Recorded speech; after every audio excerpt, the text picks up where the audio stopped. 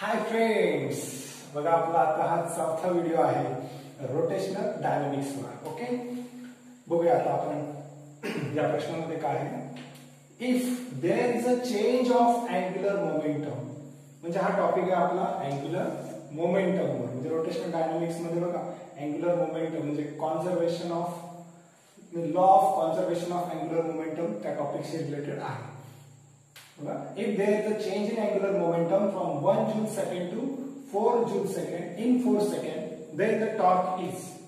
तर आपल्याला पहिला टॉपिक माहित पाहिजे की what is the angular momentum conservation law. त्यात काय सांगतो आपण की आपल्याकडे इक्वेशन आहे बघा की change in angular momentum with respect to time is equal to external torque.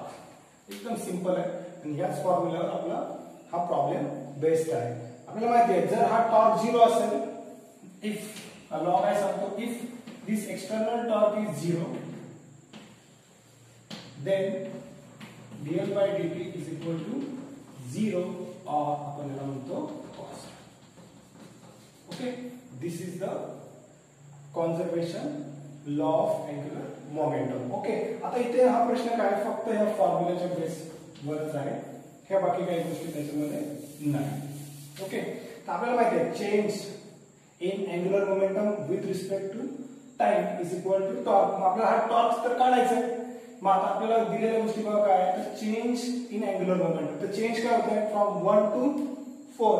मग डीएल काय दिलं आपल्याला, चेंज काय आहे तर ऑलवेज डिफरन्स असतो, higher minus lower means 4 minus 1 joule second. That is किती तो दिला आपल्याला 3 जूल सेकंड. तर आपल्याला डीएल मिळाला आणि टाइम इन 4 सेकंड म्हणजे तो टाइम पण दिलेला आपल्याला आहे 4 सेकंड. चला ती व्हॅल्यू याच्यात टाका, काय येईल मग, therefore torque is equal to DL किती दिला आपल्याला, डीटी किंमत टाका, डीएल दिलेला आपल्याला 3 आणि टाइम दिलेला 4, 3/4 जूल. मिळाला टॉर्क किती येतो चेक करूया, 3/4.